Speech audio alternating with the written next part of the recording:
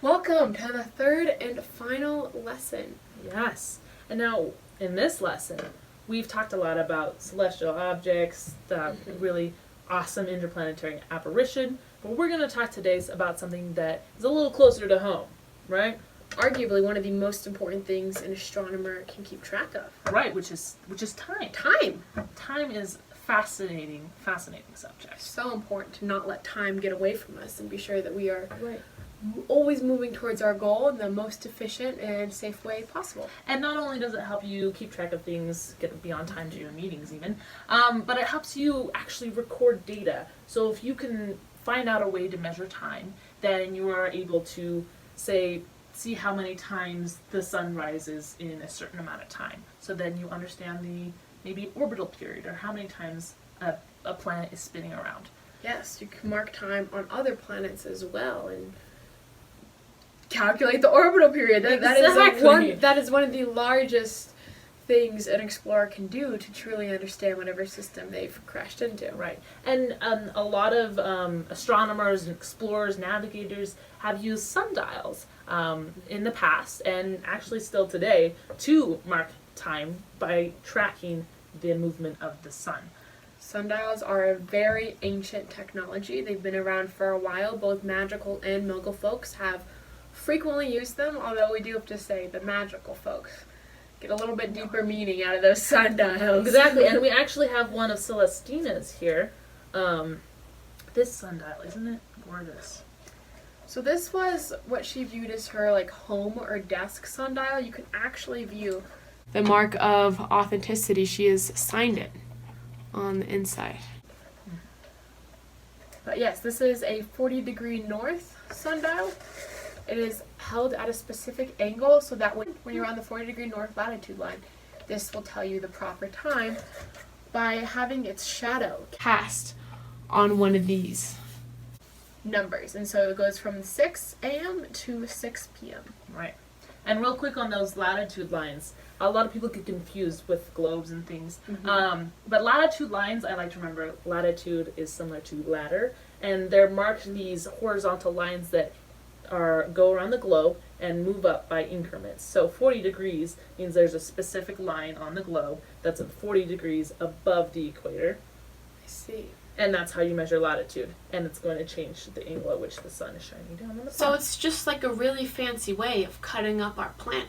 Exactly! You can cut up in a ton of pieces. If I'm thinking about this properly, a longitude line is like if you have the whole planet and you cut it into pie slices, where it's like specific angle around. But a latitude line was like you had your sphere, just chopped it like a bagel a bunch of different times. Exactly. Everyone loves a good bagel analogy. But what's really cool is that there's a lot of different kinds of sundials. So this one is a half face, so you just have this one side of the sundial that you're going to be reading off of. But we're actually going to make our own sundials today, and they're going to be circular. So, we're going to get started.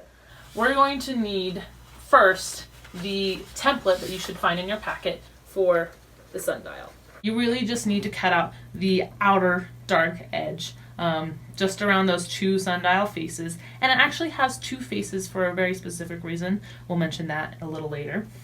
This latitude strip is important to cut out, but you likely won't use it in the final construction. It's just important that you remember which side is the bottom, and you keep these marking points.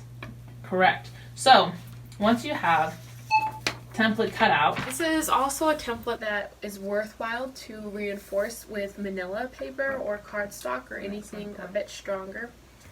And then this latitude strip, it'll be important to add in a straw or a skewer or something else that is, you can use a pencil, and really anything that is long and has structure. Would not recommend using your wand. A lot of students like to use that hack, but you're going to need both your wand and what we actually call the gnomon on a sundial. Yes, so you will need to mark your sundial on specific lines with your writing utensils, guys. And so since we are at 40 degrees latitude, while it's important to remember where all of the different latitude markings are, the most important one that you keep track of is the 40 degree line. So once you've marked your latitude lines and your 40 degree line, we're going to actually fold the two different sides together.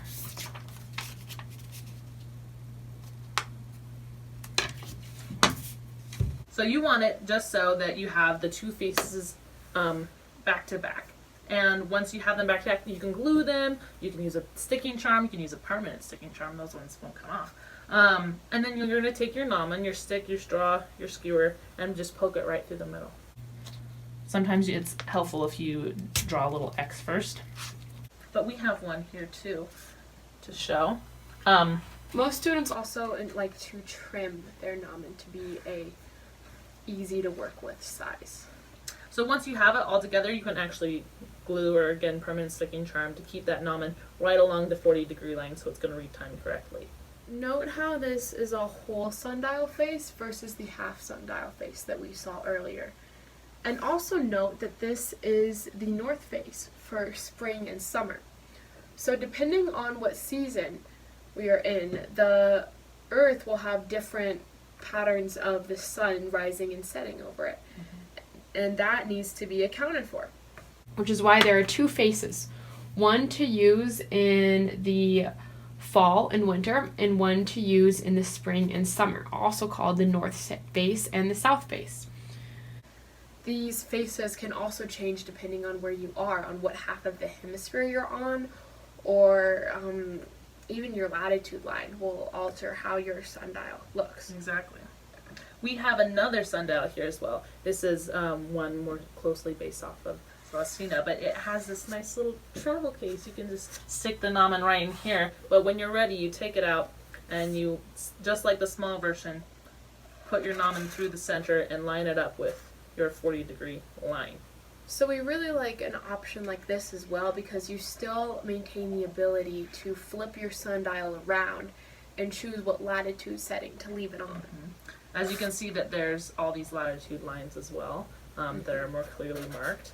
So if you do apparate to another planet, and obviously they're not going to have the exact same systems there, that you can, again, pay attention to the sun, how it moves, set up a sundial, begin reading time, and taking data that way. So if I read this, it might be a few minutes off of the clock time. Though I believe Correct. the hours are correct. The hours are correct. So Okay. you might read your sundial as being 2:15, when in actuality it's 2:11. Okay. So muggles just don't Not like that high right. level of accuracy that we demand from our See. witches and wizards. Yes, muggle time's incredibly weird, especially when you start considering daylight savings. Oh my! Why Don't do know they do why that? they do that. Nobody knows. Muggles will forever be mystifying. They to should me. just go back to sundials. Really Should though. just go back to sundials. And it's so convenient actually because you can Oh, use sundials absolutely. to calibrate everything. Oh yeah, you're just on the street, you don't know what time it is. You find north, you put that puppy out, and you're just good to go. Yeah. Yeah. Oh, that's a great point. You actually. Yes, we need to tell you how to orient these. Okay. So once you have it all set up, it'll cast a shadow, but it might not be right. So. The first step is defining north. Do you remember when we went outside the other night and we found Polaris? That's right. It was in that direction. Actually, I believe you're right because if you look into the sky, if you go out at night, it's always a good habit to go out and try and find Polaris. Always, you should find Polaris every night before you do your nightly night spells. Exactly. And one simple way to find it is to find the bottom of the Little Dipper. Oh, excuse me, the bottom of the Big Dipper. And those two star points will guide you directly to Polaris, which is the bottom of the handle of the Little Dipper. All right. Yes. So once you figure out where north is and you've got your sundial on the right latitude line, you're going to orient it north so it's pointing directly north, and now it's going to read the correct time. Yep, and it will cast the shadow where it is supposed to be.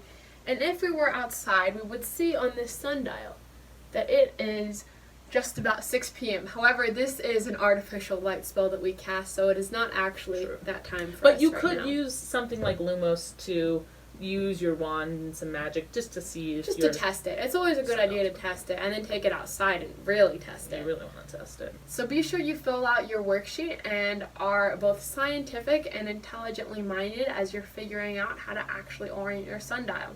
Yes. Celestina once said that a sundial is the most personable instrument a wizard or witch could have. I agree. It tells you so much about a person. It really does. It really does.